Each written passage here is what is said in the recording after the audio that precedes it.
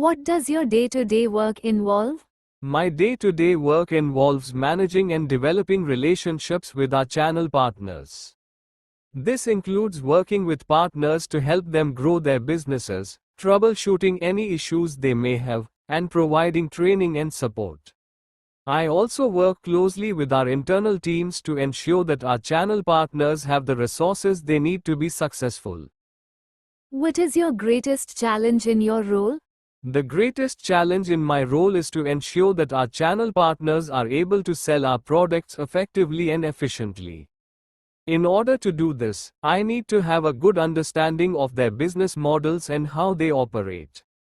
I also need to be able to provide them with the necessary support and resources so that they can be successful.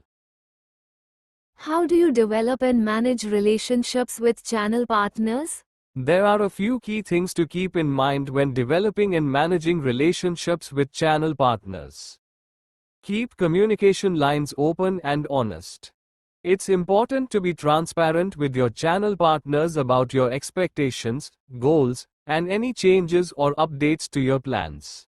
This will help ensure that everyone is on the same page and avoid any misunderstandings.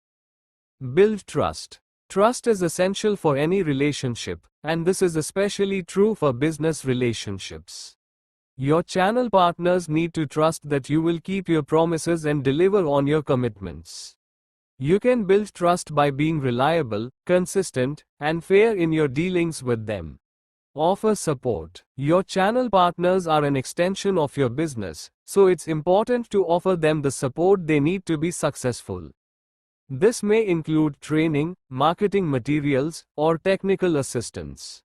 Be flexible. Things change, and you need to be flexible in order to adapt to those changes.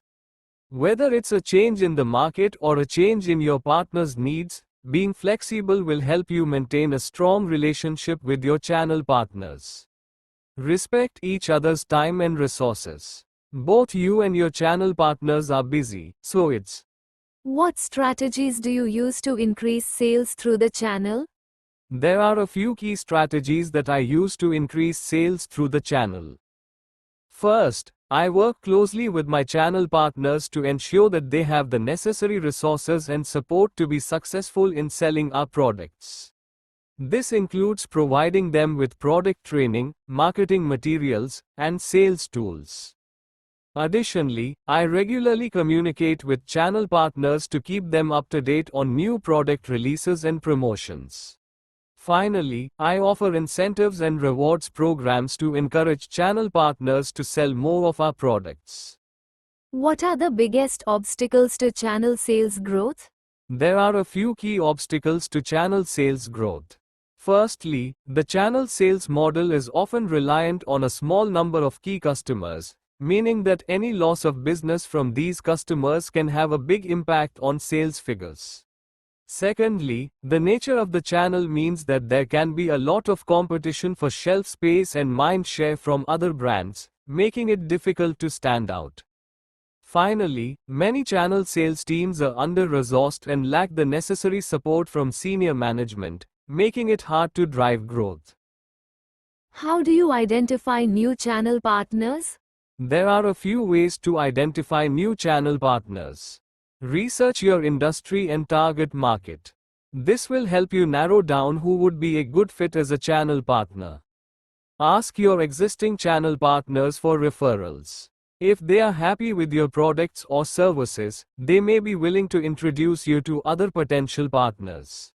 Attend industry events and trade shows.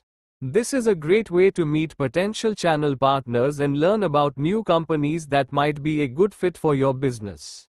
Use online tools like LinkedIn to find companies that match your criteria. You can then reach out to them directly and start the conversation about potentially partnering up. How do you onboard and train new channel partners?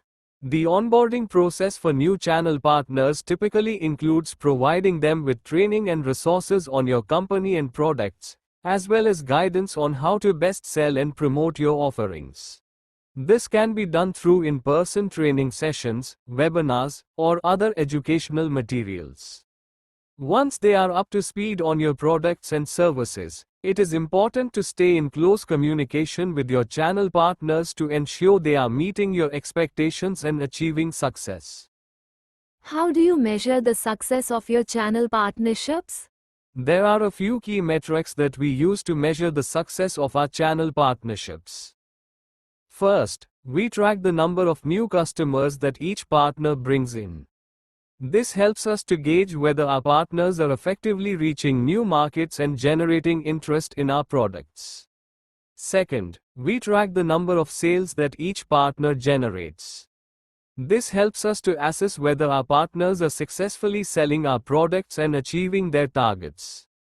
Finally, we track the level of customer satisfaction that each partner achieves. This helps us to ensure that our partners are providing a good customer experience and meeting customer expectations. What are the most common misunderstandings about channel sales? The most common misunderstandings about channel sales typically revolve around the expectations of the role. For example, some people may believe that a channel sales manager is responsible for generating leads and closing deals, when in reality their primary focus is on developing and managing relationships with channel partners. What are the biggest challenges to effective communication with channel partners? The biggest challenge to effective communication with channel partners is that they are often located in different time zones. This can make it difficult to coordinate conference calls or video meetings. Additionally, channel partners may have different levels of experience and knowledge, which can make it challenging to ensure that everyone is on the same page. Finally, cultural differences can also play a role in communication difficulties, as certain concepts or jokes may not translate well across cultures. How do you manage conflict with channel partners?